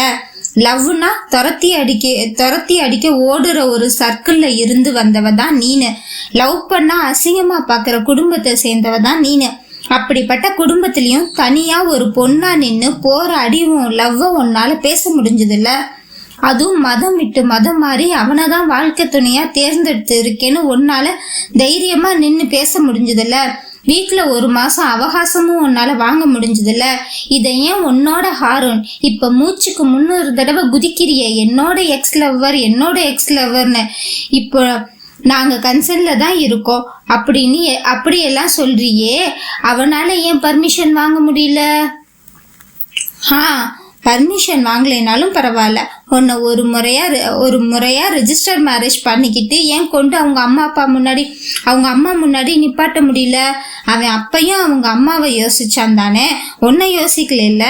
அவங்க அம்மா நம்ம குடும்பத்துக்கு ஹிந்து பொண்ணு எல்லாம் சுத்தப்பட்டு வராது, சொந்தக்காரங்க பேசுறதெல்லாம் என்னால தாங்கிக்க முடியாது, பையன் இப்படி வளர்த்துட்டேன்னு பேசுவாங்க அப்படிங்கிற அவங்க அம்மா பேசிய பேச்சு எல்லாம் தலையாட்டிட்டு ஒரு மாசமா சொல்லாம கொல்லாம போனவன் தானடி ஓ ஹாரூன். அந்த ஒரு மாச காலமும் நீ பட்ட கஷ்டம் உனக்கு மறந்துருக்குமா? இன்னொருத்தவனை கண்டிப்பா ஏத்துக்க முடியாம உங்க வீட்டுல ஒரு மாசம்தான் டைம் கொடுத்துருக்காங்க. அதுக்குள்ள அவன் எங்க போனா என்ன ஆனான்னு தேடவும் முடியாம எவ்வளவு பரிதவிச்சு அழுது போராடி வீட்டுல தனி ஒரு மனுஷியா கஷ்டப்பட்டு இருப்ப. அப்ப அவன் செஞ்சது நியாயமாடி உனக்கு? இங்க நான் தப்பே செய்யலன்னு சொல்ல வரல விஷா, உன் காலை பிடிச்சு மன்னிப்பு கேக்குறேன், எனக்கு மறுவாய்ப்பு கொடுன்னு தான் கேக்குறேன். அவன் கூட நீ போகணும்னு அவசியம் இல்லை, என் கூடவே இருன்னு தான் நான் கேக்குறேன். நான் பார்த்த விஷாகா இவ இல்ல. ரெட்ட வாழ்க்கை ரெட்ட வேஷம் உனக்கு எதுக்கு? நிம்மதியை கெடுத்துக்கிட்டு உன்னை விட்டு பிரிஞ்சு இந்த கொஞ்ச நாள்ல வார்த்தை தான் ஒருத்தனை எந்த அளவுக்கு கொல்லுங்கிறத நான் முதுகுல குத்துவாங்கன்னு புரிஞ்சுக்கிட்டேன். ஒரு ஆம்பளைக்கு பொண்டாட்டி தான் எல்லாமும், அதே போல ஒரு பொண்ணுக்கு புருஷன் தான் எல்லாமுங்கிறத புரிஞ்சுக்கிட்டனால இனி எந்த விதத்திலயும் உன்னை பத்தி யாரும் உன்னோட சம்மந்தப்படுத்தியோ இல்ல வேற யார பத்தியும் சம்மந்தப்படுத்தியோ பேச மாட்டேன். இது எனக்கு புதுசா உன் மேல வந்திருக்க காதல் மேல சத்தியம். என்னை புரிஞ்சுக்கிட்டு என்னை ஏத்துக்க பாரு விஷாகா. இதுக்கெல்லாம் மேல உனக்கு தெரியாத விஷயம் இன்னொன்னு சொல்றேன். இத நீ ஹாரூன் கிட்ட கேட்டு கிளியர் பண்ணிக்கிட்டாலும் சரிதான். முதல்ல உன்னை என்கிட்ட அவன் லவ்வரா தான் இன்ட்ரடியூஸ் பண்ணி வச்சுக்கிட்டான். அப்போ இருந்து ஒவ்வொரு முறையும் நாங்க எதர்ச்சியா சந்திச்சாலும் சரி, இல்ல ஓ மூலமா தெரிஞ்சுக்கிட்டு சந்திக்கும் போதும் சரி, உனக்கும் அவனுக்குமான நெருக்கம், உன்னை பத்தி சொல்ற விதமா இருக்கட்டும், எல்லாமே எனக்கு தப்பா தான் சொன்னான். சுயநலமா பயன்படுத்திக்கிட்டான் உன்னை. இன்னொரு விஷயத்துல அவன் மேல எனக்கு ரொம்பவே பொறாம. என்னை விட உன்னை பத்தி அவனுக்கு தாண்டி முழுசா தெரிஞ்சிருக்கு. நீ எங்க அடிச்சா எங்க வந்து விழுவன்னு, அதனாலதான் என்னை வார்த்தையால தண்டிக்கிறதுக்கு அவன் தூண்டி இருக்கான், அவனோட சுயநலத்துக்காக. அதை புரியாம நீயும் நானும் தான் நம்மளோட பாதி வாழ்க்கைய கோட்டை விட்டுட்டு உட்கார்ந்துருக்கோம். சத்தியமா சொல்லு, அவன் கூட நீ என்னமா வேணாலும் இருந்துக்கோ, ஆனா அந்த நேரம் எல்லாம் உனக்கு நிம்மதியும் சந்தோஷமா இருந்திருக்குன்னு சொல்லு. இல்ல ஆல்ரெடி ஒருத்தனை லவ் பண்ணிட்டு பிடிக்காம கல்யாணம் பண்ணிக்கிட்டேன்னு சொன்னாலும் என் கூட ஒரு வாரமாவது நீ வாழ்ந்த வாழ்க்கை உனக்கு சந்தோஷத்தை கொடுத்துச்சா? யோசிச்சு புரிஞ்சு நீ தான் உனக்கு எது வேணும்னு முடிவு பண்ணணும் விஷாகா. இப்போ நான் உணர்ந்த விஷயத்த நீ உணர்ற வரைக்கும் நான் உனக்காக காத்திருப்பேன். ஆனா அது வரைக்கும் நம்ம பையனுக்காக உன் கூட வர்றது, அவன் கூட நேரம் செலவழிக்கிறதுன்னு ஒரு நல்ல பெற்றோரா அவன்கிட்ட நான் நம்மளை காமிச்சிக்கிறதுக்கு எல்லா விதத்துலயும் முயற்சி செய்வேன். உனக்கு பிடிச்சாலும் பிடிக்கலனாலும் உன் கூட நிழலாதான் நான் இருப்பேன் என்று மூச்சு விடாமல் கூறியவன் எழுந்து மகன் படித்து கொண்டிருக்கும் அறை நோக்கி சென்று விட்டான். அவன் கூறிய நிறைய விஷயங்கள் விஷாகாவுக்கு சுடதான் செய்தது. உண்மைதானே, அவனுக்கும் இவனுக்கும் பெரிதாக ஒன்றும் வித்தியாசம் இல்லை. இப்பொழுது அவன் தனக்கு துணையாக இருக்கிறான் என்பதற்காகவும் அவன் கேட்டான் என்பதற்காகவும் என் பெண்மையை அவனிடம் தாரவாத்து கொடுத்து விட்டு நிற்கிறேனே. இதில் இவர்கள் இருவருமே சுயநலவாதிகள் தான். நான் தான் யோசிக்க தெரியாத முட்டாளாக இருக்கிறேன். ஆனால் இது புதற்குழியில் மாட்டிக்கொண்டு காலை இழுக்கும் கதை அல்லவா? காலை இழுக்கிறேன் என்ற முயற்சியில் மொத்தமாக மூழ்கி செத்துவிடக் கூடாது. இதில் எந்த விதத்திலும் வசந்தை உதவிக்கு அழைக்கவும் கூடாது. ஏனென்றால் இது நானாக எடுத்துக்கொண்ட தலைவிதி. கொஞ்சம் கொஞ்சமாக ஹாரூனிடமிருந்து தன்னை மீட்டு கொண்டு வர வேண்டும். அதே போல் வசந்திடமும் பழையபடி குலைய எண்ணம் இல்லை. சிறிது காலம் எல்லாம் மறந்து யாரையும் நினைக்காமல் இந்த உலகத்தில் நானும் என் மகன் மட்டுமே. அப்படி சிறிது காலம் வாழ்வோம். பிறகு யாரை மன்னிக்க தோன்றுகிறதோ அப்போது பார்த்து கொள்வோம். ஆனால் வசந்தை மன்னிப்பேனா இல்லையா என்று தெரியாது. ஆனால் ஹாரூனை மன்னித்து விட்டேன் என்ற நம்பிக்கை இருக்கிறது. இனி மறுபடியும் ஹாரூனின் வாழ்க்கைக்குள் செல்வதாக எனக்கு எண்ணம் இல்லை. அவனையும் தன் வாழ்க்கைக்குள் இழுத்துக்கொள்ளவும் எனக்கு விருப்பம் இல்லை. என்ன இருந்தாலும் ஆயிஷாவும் ஒரு பெண் தானே. தன் கணவன் இன்னொரு பெண்ணுடன் தொடர்பில் இருக்கிறான் என்பதை அவளால் மட்டும் எப்படி தாங்கிக் கொள்ள முடியும்? எங்கள் மூவரின் சுயநலத்திற்காக ஒரு பெண்ணின் வாழ்க்கையை பலி கொடுப்பதா? கொஞ்சம் கொஞ்சமாக அவனிடமிருந்து என்னை மீட்டு கொண்டுதான் ஆக வேண்டும். பார்ப்போம், காலம் யாருக்கு எதை வைத்திருக்கிறதோ. வசந்த் விட்டு சென்ற இடத்திலிருந்து தன்னுடைய யோசனையில் இருந்தவள் பின்பு தன்னை மீட்டு கொண்டு மகன் இருக்கும் அறையை நோக்கி சென்றாள். அறையை எட்டி பார்த்தாள். மும்பரமாக வசந்த் அகிலனுடன் பாடம் சொல்லி கொடுத்து கொண்டிருந்தான். ஏன் அவர்களை தொந்தரவு செய்ய வேண்டும் என்று அடுப்படைக்குள் நுழைந்து விட்டாள், இரவு உணவை தயாரிப்பதற்கென்று. டாடி, எப்படி எல்லா சம்மும் உங்களுக்கு தெரியுது? இப்படி நானும் கத்துக்கணும்னு ஆசையா இருக்குப்பா. சிம்பிள் செல்லம். மேக்ஸ் உனக்கு தெரியணும்னா முதல்ல டேபிள்ஸ் எல்லாமே உன்னோட ஃபிங்கர் டிப்ஸ்ல இருக்கணும். தென் ஃபார்முலாஸ் எல்லாமே தெரிஞ்சிருக்கணும். மேக்ஸை பொறுத்த வரைக்கும் கான்செப்ட் தாண்டா இங்கே எல்லாமே. கான்செப்ட் நீ சரியாக புரிஞ்சுக்கிட்டா கண்டிப்பாக கொஸ்டின்லேயே அதுக்கான பதில் இருக்கும். இருப்பதுலேயே ரொம்ப ஈஸியான சப்ஜெக்ட் எதுன்னு என்ன கேட்டினா நான் மேக்ஸ் தான் சொல்லுவேன். ஐயா போங்கப்பா, சும்மா சொல்லாதீங்க. எனக்கு மேக்ஸ் தான் ரொம்பவே கம்மி மார்க் வரும். அம்மா என்னை திட்டிகிட்டே இருப்பாங்க. ஆஹா, உங்கள் அம்மாவுக்கு திட்டெல்லாம் தெரியுமாடா? எப்படி திட்டுவா? இவ்வளவு நேரம் ஆசானாக மகனுக்கு பாடம் எடுத்து கொண்டிருந்தவன் மனைவியை பற்றி கூறவும் காதலனாக மாறிவிட்டான். திட்டு வாங்கலா? ஐயோ, படிக்கிற விஷயத்துல அம்மா ரொம்ப ஸ்ட்ரிக்ட். அடி பின்னி எடுத்துடுவாங்க. ஏதாவது பொருள் கேட்டா கூட முடிஞ்சா வாங்கி தரேன், இல்லைன்னா இல்லைன்னு சொல்லி காம்ப்ரமைஸ் பண்ணுவாங்க. ஆனா படிக்கிற விஷயத்துல காம்ப்ரமைஸே பண்ண மாட்டாங்க. அம்மாவுக்கு மார்க் முக்கியமே கிடையாது. ஆனா ஒரு சப்ஜெக்ட்னு எடுத்துக்கிட்டா அதுல நம்ம என்ன படிக்கிறோம், அது மூலியமா என்ன தெரிஞ்சுக்கிட்டோம், பிளா பிளா பிளா. ஓ மை காட், அம்மா எப்படி இவ்வளவு சீனியர்ஸா இருக்காங்கன்னு எனக்கு புரியவே இல்லை. உங்க அம்மாவுக்கு அழகு, அறிவு, திறமை, தன்னம்பிக்கை, துடுக்குத்தனம், சுட்டித்தனம் அப்படின்னு எல்லாமே இருக்கு இல்லடா. உங்க அம்மா எல்லாம் சேர்ந்த ஒரு ஃபுல் பேக்கேஜ்டா. கிச்சனில் தூக்கி கட்டிய கொண்டையும் நைட்டியை கைலி போல மடித்து கட்டி கொண்டு வேலை செய்யும் மனைவியின் அழகில் மெய்மறந்து குரல் மட்டும் இங்கிருந்து வந்தது. டாடி, வலியுது தடைங்க. மகனின் நக்கல் பேச்சில் தன்னிலைக்கு வந்தவன், அடிங்க, ஏன் பொண்டாட்டிடாவ ஜொல்லு லிட்டரா ஊத்துவேன், இந்த ரூமே மூழ்கிற அளவுக்கு ஊத்துவேன், சைட் அடிப்பேன். உனக்கு என்னடா, நீ புக்கை பார்த்து படி. நடக்கட்டும் என்று ஒரு மார்க்கமாக தலையாட்டி அகிலன் புத்தகத்தில் கவனத்தை செலுத்த ஆரம்பித்து விட்டான். இதை படித்து முடித்து வை, 10 நிமிடத்தில் வந்துவிடுகிறேன் என்று மகனிடம் கூறிவிட்டு மெல்லமாக பூனை போல் நடந்து அடுப்படிக்கு சென்றான். இவன் ஆசை மனைவியோ நைட்டியின் வெளியே தாலி தொங்க அங்கமெல்லாம் குலுங்க ஏதோ கடுப்பில் இவனை முணுமுணுத்து கொண்டு சப்பாத்திக்கு மாவு பிசைந்து கொண்டிருந்தாள். உன் பொன்னான கைகள் புண்ணாகலாமா, உதவிக்கு வரலாமா?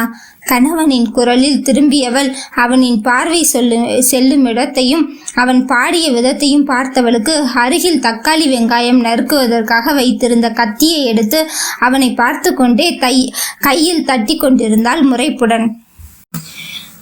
அத்தியாயம் 32. உன் விழி என்னும் கூர் ஆயுதம் தாக்கி வீழ்வேனடி பெண்ணே, இந்த சிறு ஆயுதம் என்னை என்ன செய்துவிடும்? என்ன வளரல் இது? கத்தியில் அவனை குத்துவது போல் பாவலா காட்டிக் கொண்டிருக்கும் விசாகாவை பார்த்து வசனம் அடித்துக் கொண்டிருக்கிறான் வசந்த். அவனிடமிருந்து தன் மனதை மறைப்பதற்கு என்று கத்தியை கீழே வைத்துவிட்டு மீண்டும் திரும்பி அடுப்படியில் கவனம் செலுத்தினாள். அவளின் கழுத்தில் இருந்து வியர்வை மெல்ல மெல்ல இறங்கி அவளின் முதுகுபுறம் சென்று உள்ளாடையை நினைத்து நைட்டியின் மேல் உள்ளாடையின் வடிவத்தை அப்பட்டமாக காட்டியது. அடிமேல் அடி எடுத்து மெல்ல அவள் அருகில் சென்றவன் அவளின் வியர்வை துளியை விரல் கொண்டு சுண்டிவிட்டான். கணவனின் ஸ்பரிசத்தில் நடுக்கம் பிறக்க அடுப்படியின் திண்டை பலமாக பிடித்து கொண்டாள். என்ன பண்றீங்க? அகிலன் வந்துடுவான். அதெல்லாம் ஒன்னும் பிரச்சனை இல்ல, அவன் கணக்கு போட சொல்லிட்டு தான் நான் உன்னை கணக்கு பண்ண வந்திருக்கேன். சொந்த பொண்டாட்டிய யாராச்சும் கணக்கு பண்ணுவாங்களா? அவள் முழுதாக கூட வார்த்தையை முடிக்கவில்லை. அதற்குள் அவளை திருப்பி இதழோடு இதழ் சேர்த்து பொருத்தி விட்டான். அவளின் வாயிலிருந்து சொந்த பொண்டாட்டி என்கின்ற சொல் அரிதாக கிடைக்கும் அமுதம் அல்லவா? அந்த அமுதத்தை அவளின் உதட்டின் வழியே உறிஞ்ச எண்ணினானோ என்னவோ அவளின் இடுப்பை பிடித்து கசக்கி அப்படி ஒரு வேகமுத்தம். இவனின் அடாவடியில் அவளால் தாக்கு பிடிக்கவே முடியவில்லை. வேறு வழி இல்லாமல் இவனின் முதுகை இறுக பற்றி கொண்டாள். ஏனோ அலைப்பறிந்த இந்த மனதுக்கு அமைதி கிடைத்தது போல் அவ்வளவு அமைதியாக கண்களை மூடி அவனின் முத்தத்திற்கு ஒத்துழைப்பு கொடுத்தவளுக்கு அறையில் படித்து கொண்டிருக்கும் அகலின் நினைப்பும் வரவில்லை, ஹாருனின் நினைப்பும் வரவில்லை. அனைத்தும் மறந்து அவனின் முத்தத்தில் மூழ்கி இருந்தவளுக்கு அவனின் வேகம் தாங்காமல் அவன் சட்டையை பிடித்து கசக்க ஆரம்பித்தாள். எப்பொழுதும் வீட்டில் உள்பனியன் மற்றும் லுங்கியோடு தான் இருப்பான். ஆனால் இங்கு அவளின் வரவுக்காக காத்திருந்தான். பின்பு வந்ததும் வாக்குவாதங்கள் வலுத்தது. பின்பு மன அமைதிக்காக மகனிடம் சென்று படிப்பில் மூழ்கிவிட்டதால் இன்னும் உடையை மாற்றாமல் காலையில் சென்ற அதே ஃபார்மல் ஆடையில் தான் இருக்கிறான். சட்டையின் 32 பட்டன்களை கலட்டி இருக்கவே இவளின் கைகள் மெல்ல ஊர்ந்து அவனின் சட்டையை விலகி இருந்த வெற்றிடம் உள்ளே சென்று கழுத்தோடு இறுக்கி கட்டி கொண்டது. ஆண்வாசம் நாசி தீண்ட இறந்து பிறந்தது பெண்மை. அவளை அவ்வளவு உணர்ச்சி விளம்பில் தத்தளிக்க வைத்திருந்தான் ஒற்றை இதழ் முத்தத்தினால். இது இருவருக்குமே நீண்ட நாள் கழித்து கிடைக்கும் ஒட்டுதல். இருவருக்கும் எப்போதோ முளைத்த ஆசை. கணவன் மனைவியாக வாழ ஆரம்பித்த பிறகு மனைவியாக அவள் சமையல் செய்ய, கணவனாக அவளின் சமையலை தொந்தரவு செய்வது மட்டுமின்றி அங்கேயே சிறு கூடல் கூட செய்துவிடாவா? இவள் சமீப காலமாக தான் ஏதேதோ கட்டாயத்தின் பேரில் ஹாரூனுடன் தாம்பத்தியம் செய்து கொண்டிருக்கிறாள். ஆனால் வசந்துக்கு குடி மட்டுமே, அதை தாண்டி உடல் தேவை என்று அவனுக்கு ஒன்று தேவைப்படவே இல்லை போலும். அதனால் கிடைத்த தன் மனைவியின் அருகாமையால் இவ்வளவு நாள் அடக்கி வைத்திருந்த உணர்வுகளின் கொப்பளிப்பாக அவளின் இதழை கடித்து உரிந்து கொண்டு இருந்தான். இதழ் கடித்து துவைத்து உரிந்து கொண்டிருக்கும் பொழுது விசாகாவின் கீழுதட்டில் சில இரத்த துளிகள் வந்தது. அவனிடமிருந்து இதழை பிரித்து கொண்டவளுக்கு கண்ணெல்லாம் கலங்கி இருந்தது. எந்தவித குற்ற உணர்ச்சி அல்லது கலங்கியிருக்க வேறு காரணம் எதுவும் இல்லை. அவனின் வேகம் தாங்காமல் உதட்டை கடித்ததனால் ஏற்பட்ட கண்கலக்கம். சாரிடி, அது ரொம்ப நாள் ஆச்சா, சாரிடி, அழாத குல்ஃபி ப்ளீஸ். நான் ஒன்றும் அழுகல, உதட்டுல பல்லு பட்டு. சரி விடுங்க, ஒன்றும் இல்லை. அந்த பக்கம் இந்த பக்கம் என்று திரும்பி தலையை அழுத்தி கோதி பெருமூச்சுகள் விட்டு தன்னை சமன்படுத்த முயற்சி செய்து கொண்டிருக்கிறான் வசந்த். அவளுக்கும் மேற்கொண்டு அதை பற்றி கூறுவதற்கு வார்த்தைகள் தடுத்தன. இருந்தாலும் கணவனின் பதட்டம் ரசிக்கவே செய்தது. பெரிதாக வசந்திடம் இவள் காதலில் விழுகவில்லை என்றாலும் சிறு சிறு விஷயங்களில் அவள் தன்னை ஈர்த்தது உண்மைதானே. அவனின் மெதுவான தொடுகையும் வலித்துவிடக்கூடாது என்று அவன் இவளின் பெண்மையை திறந்ததும் தான் முதலில் அவள் அவனிடம் விழுக காரணம். இரண்டாவது அவனின் நிதர்சனமான பேச்சுக்களும் தெளிவான சிந்தனைகளும் தான். ஆனால் எல்லாத்தையும் குழப்பிக்கொண்டு எங்கெங்கோ சென்று மீண்டும் வந்து அவளிடமே சரணாகதி அடைந்து விட்டான். இப்பொழுதும் ஒரு மனது அவனிடம் ஈர்க்கத்தான் செய்கிறது. தன் கை கொண்டு கீழே உதட்டை இழுத்து பார்த்து காயத்தில் ரத்தம் வரும் இடத்தில் எச்சில் மருந்து போட்டு கொண்டிருந்தவளை பார்க்க மேலும் மோகம் கூடியது இவனுக்கு. அடுப்படியில் அங்கும் இங்கும் கண்களை சுழல விட்டவன் அருகில் எண்ணெய்கள் வைத்திருக்கும் ராக்கில் தேங்காய் எண்ணெய் இருப்பதை பார்த்தவன் 2 சொட்டு கைகளில் ஊற்றி வந்து விசாகாவை திருப்பி அவளின் கீழுதட்டில் மெல்லமாக எண்ணெய் தேய்த்து விட்டான். அவனின் முகத்தையே பார்த்து கொண்டிருந்தவளுக்கு என்ன உணர்கிறோம் என்றே தெரியவில்லை. ஆனால் அது சர்வ சத்தியமாக குற்ற உணர்ச்சி எல்லாம் அல்ல. ஹாரூனிடம் இவள் பழகுவதற்கு அவளுக்கு குற்ற உணர்ச்சி துளி கூட அவளிடம் இல்லை. ஏனென்றால் அவள் செய்ததை தவறு என்று அவர் இப்பொழுது வரை மனதால் உணரவும் இல்லை. இப்பொழுது கூட ஹாரூனை விலகி செல்ல வேண்டும் என்று நினைத்ததற்கு ஒரே காரணம் ஆயிஷா மட்டும்தான். இன்னொரு பெண்ணின் மனதை புரிந்து கொண்டதால். என்னடி அப்படி பார்க்கிற?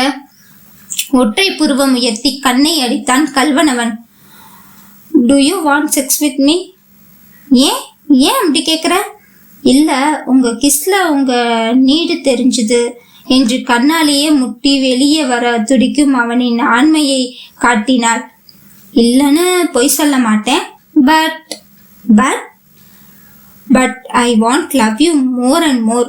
அதுக்கப்புறம் தான் மற்றது பற்றி யோசிக்கணும். எனக்கு கண்டிப்பாக உன் கூட இருக்கணும், இன்னொரு குழந்தையும் பெற்றுக்கணும். அதுக்கு நீ என்னை முழுசா நம்பணும். இதில் நம்ப என்ன இருக்கு? ஹஹா, செகண்ட் பேபி பெற்றுக்கிறது அவ்வளோ ஈஸின்னு நினச்சிட்டு இருக்கியா விஷாகா? ஒரு பொண்ணு அவ்வளோ பெயின், அவ்வளோ கஷ்டம் தாண்டி மறுபடியும் இன்னொரு குழந்தை பெற்றுக்க நினைக்கிறானா? அது முழுக்க முழுக்க அவன் புருஷன் மேல கொண்ட நம்பிக்கையா தான் இருக்கும். ஸோ அந்த நம்பிக்கை உனக்கு எப்ப என்கிட்ட வருதோ அப்ப நீயாவே என்கிட்ட வருவ. அப்போ நம்ம செகண்ட் பேபி பத்தி யோசிச்சுக்கலாம். ஆர் டேயில கட்டில கதற விடலாம். அதுவரை இது போல டைட் ஹக் அண்ட் சின்னதா லிப் லாக், அப்பப்போ லவ் பைட், இதுக்கெல்லாம் மேல ஃபுல் டைம் லவ்ஸ் பண்ணுவோம். ஓகேவா? முகத்தை சுளித்து கொண்டவள் மீண்டும் தன் வேலையை தொடர்ந்தாள். Any help darling? நீங்க தொந்தரவு பண்ணாம வெளியில போறதுதான் எனக்கு செய்யற பெரிய ஹெல்ப். அதற்குள் அறையில் இருந்த அகிலன் டாடி டாடி டாடி என்று ஏலம் விட்டு கொண்டிருந்தான். படித்து முடித்த பின் ஒப்பிக்க வேண்டும், இல்லை எழுதி காட்ட வேண்டும். படித்ததை படித்த உடனேயே எழுதி காட்டிவிட வேண்டும். இது விஷாகாவின் சட்டம். அதனால் தான் அன்னை இன்னைக்கு வேலையாக இருப்பதனால் தந்தை அழைத்து கொண்டிருக்கிறான். இதோ வரேன்டா, உன் மகன் கூப்பிட ஆரம்பிச்சிட்டான். அவனுக்கு நான் உன் பக்கத்துல வந்தாலே மூக்கு வேத்திடும் போல. சரியான மாவு என்று அவள் முன்னழகை மாவு பிசைவது போல் இரண்டு கை கொண்டு அழுத்தி பிசைந்து விட்டு வெளியே ஓடிவிட்டான். You idiot! தலையில் அடித்து கொண்டவள் இறங்கி இருக்கும் தன் முன்பக்க ஆடையை மேலே உயர்த்தி சரி செய்து கொண்டு மீண்டும் இரவு உணவை தயார்படுத்த ஆரம்பித்தாள். வெகு வருடம் கழித்து குடும்பமாக இரவு உணவை உண்டு கலகலத்து சிரித்து பேசி அகிலனின் முன்பு இருவருமே தங்களை மறந்து தம்பதிகள் போல வம்பு வளர்த்ததும் இயல்பாகவும் பேசி சிரித்து சாப்பிட்டு விட்டு படுக்கைக்கு சென்றார்கள். நிறைவாக உணர்ந்தானோ என்னவோ தெரியவில்லை. அகிலன் இருவருக்கும் நடுவே படுத்துக்கொண்டு எப்பொழுதும் ஏதும் இறுக்கமான சூழ்நிலையில் இருப்பவன் என்று சந்தோஷமாக அன்னையிடமும் தந்தையிடமும் பேசி கொண்டிருக்கிறான். கையையும் கெட்டியாக பிடித்து கொண்டு உறங்கியும் போனான். வசந்த் மகன் உறங்கும் வரை அமைதியாக அவனை உறங்க வைக்க கதைகள் ரைம்ஸ் கூறிக்கொண்டிருந்தவன் மகன் உறங்கியதும் மெல்ல எட்டி விஷாகாவை பார்த்தான். என்ன, இன்று முழுவதும் கைபேசி எடுக்க நேரமே கொடுக்கவில்லை. தன்னை ஆக்கிரமித்திருந்த கணவனின் மீது வெகு நாள் கழித்து செல்ல கோபம் கூட வந்தது. அவள் விரும்பியதும் இதைத்தானே. எல்லா பெண்களைப் போல கணவன் வந்துவிட்டான், குழந்தை வந்துவிட்டது என்று சமூக ஊடகங்கள் எல்லாம் மறந்து கணவன் குழந்தை வாழ்க்கை என்று வாழ வேண்டும், பேருக்குத்தான் கையில் கைபேசி இருக்க வேண்டும் என்று நினைத்தவளுக்கு எத்தனை நாள் தூங்கா இரவாக சமூக வலைத்தளங்களில் கிடையாக கிடந்திருந்தாள். இவள் ஆன்லைன் என்று பச்சை லைட்டு எரிய கண்டு அவ்வளவு நேரம் பதுங்கி இருக்கும் ஆண் புலிகள் எல்லாம் அப்பொழுதுதான் வீரம் சீரிப்பாய, எவ்வளவு நேரம் ஆன்லைனில் என்ன பண்றீங்க, உங்க புருஷன் எதுவும் சொல்ல மாட்டாரா, தூக்கம் வரலையா, நான் வேணா கம்பெனி கொடுக்கட்டா, யாரிடமாவது பேசி கொண்டுதான் இருப்பாய், அதை என்னிடம் பேசு என்று ஏகப்பட்ட நச்சரிப்புகள் குவிந்த வண்ணம் இருக்கும். அத்தனை கேள்விக்கும் அப்படியே செலக்ட் ஆல் கொடுத்து டெலிட் செய்வதை தவிர ஒற்றை கூட பிரித்து பார்க்க கூட பிடிக்காது. ஒரு நிலையில் கடுப்பாகி போனை அணைத்து வைத்துவிட்டு கண்ணை மூடி படுத்திருந்தவளுக்கு எவ்வளோ மனதில் கலக்கம் இருக்கும். ஹாரூன் கூட கல்யாணத்திற்கு முன்பு வரைதான் இரவு உரையாடல்களில் பேச வேண்டும் என்று தொல்லை செய்வதெல்லாம். கல்யாணம் முடிந்த பிறகு என்னதான் அலுவலகத்தில் பாடாகப்படுத்தினாலும் மற்ற நேரங்களில் பேசிக் கொண்டிருந்தாலும் இரவுகளில் அவன் சாட் செய்வது பேசுவது அரிது. சில நேரங்களில் அவன் ஆண்மைக்கு தீனி போடுவதற்கென்று கழிவறைக்குள் அலைபேசியை எடுத்து வந்து இவளிடம் அதை காட்டு இதை காட்டு என்று சொல்லி நச்சரித்து தன் உமிழ்நீரை கக்கிய பிறகு வந்த சுவடே தெரியாமல் சென்று உறங்கி விடுவதுதானே அதிகம். தனிமை தனிமை தனிமை, இளமையில் தனிமை கொடிது என்ற கூற்று எத்தனை உண்மை. இப்பொழுது விஷாகா வேண்டா வெறுப்பாக முகத்தை வைத்துக் கொண்டாலும் தன்னை கவனிக்கவும் தூங்க வைக்கவும் கணவன் இருக்கிறான் என்று இருந்தது. அகிலனை தாண்டி வசந்தின் கைகள் கண்ணை மூடு என்ற செய்கையுடன் அவளின் தலை கோதி கொண்டிருந்தது. மொபைலை அணைத்து வைத்தவள் தன்னை மறந்து கண்ணை மூடி அப்படியே உறங்கிவிட்டாள். நடு இரவில் போனில் அழைப்பு கேட்க வெகு நாள் கழித்து ஆழ்ந்த நித்திரையில் இருந்த விசாகாவிற்கு ஒன்றும் தெரியவில்லை. ஆனால் வசந்த் திடுக்கிட்டு முழித்து விட்டான். அடித்து கொண்டிருந்தது விசாகாவின் அலைபேசிதான். ஹாரூன் தான் விடாமல் அழைத்து கொண்டிருந்தான். பல்லை நரநரவென்று கடித்து கொண்டிருந்தவன் எதுவும் அவளாக முடிவெடுக்கட்டும் என்று அவளின் அலைபேசியை சைலண்டில் மட்டும் போட்டுவிட்டு அப்படியே இருந்த இடத்திலேயே வைத்துவிட்டு படுத்து கொண்டவனுக்கு உறக்கம் வருவேனா என்றது. என் வாழ்க்கையை என்னை படைத்த பிரம்ம தீர்மானித்திருக்கிறார் என்றால் சரி. ஆனால் யாரெல்லாமோ என் வாழ்வில் வந்து விளையாடிவிட்டு சென்றிருக்கிறார்கள். எத்தனை முட்டாளாக இருந்திருக்கிறேன் என்று யோசனையில் தலையில் கை வைத்து அப்படியே படுத்து விட்டத்தை வெறித்து கொண்டிருந்தான். சுற்றும் மின்விசிறி போல தான் மனிதனின் வாழ்க்கையோ யாரோ நிம்மதியாக உறங்குவதற்கு ஓயாமல் உழைத்து கொண்டிருக்கிறது. ஆனால் மின்விசிறி போலதான் இங்கே சில துணைகளின் நிலைமை இருக்கும்போது அவர்கள் அருமை தெரிவதே இல்லை.